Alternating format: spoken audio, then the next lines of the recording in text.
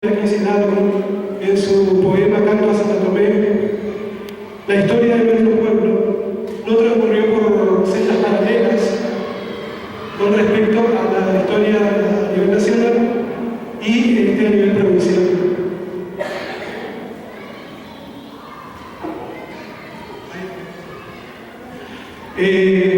Yo me tomé la libertad de abrazar unos años antes para poder comprender cómo se desarrolla la historia en la década del 80.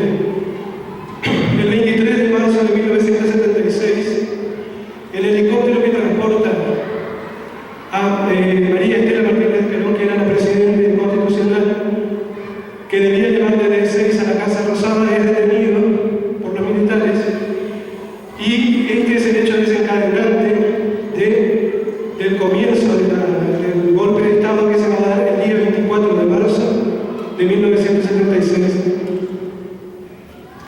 De esta manera se expresaba el general Ibérico Seitz, gobernador de la provincia de Buenos Aires, que es un poco el relato de lo que ocurrió durante la dictadura militar. Primero mataremos a todos los subversivos, luego mataremos a sus colaboradores, después a sus simpatizantes, enseguida a aquellos que permanecen indiferentes y finalmente mataremos a los tímidos. Asume la presidencia en 1976, el 24 de marzo, el general Jorge Rafael Videla. ¿Sí?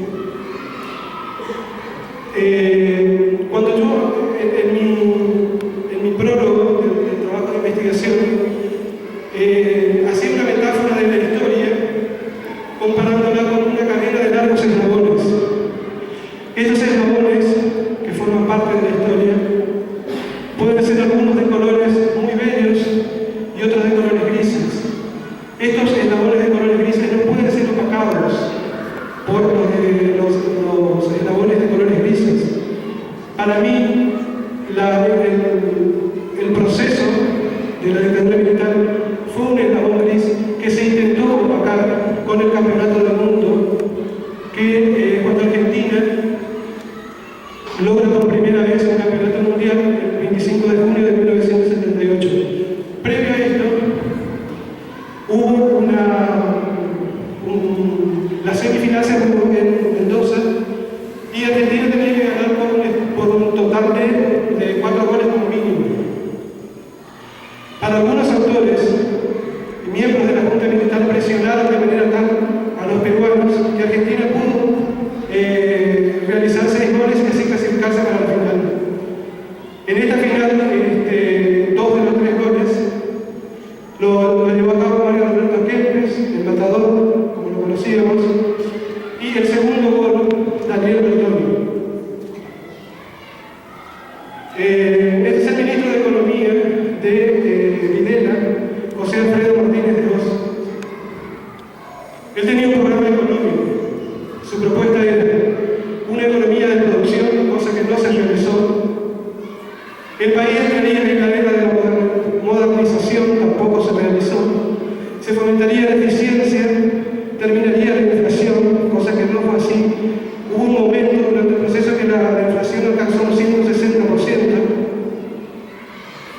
La crisis del sector externo sería financiada y superada la deuda externa, se refiere a la deuda externa.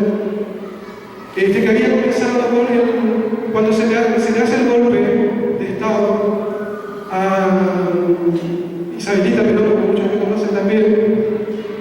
Isabel era un nombre artístico de María Estela, porque era una bailarina y su seudónimo era Isabel Gómez. Cuando le hacen el golpe a Isabel, la deuda externa era de $8 millones. Y ahora más adelante vamos a ver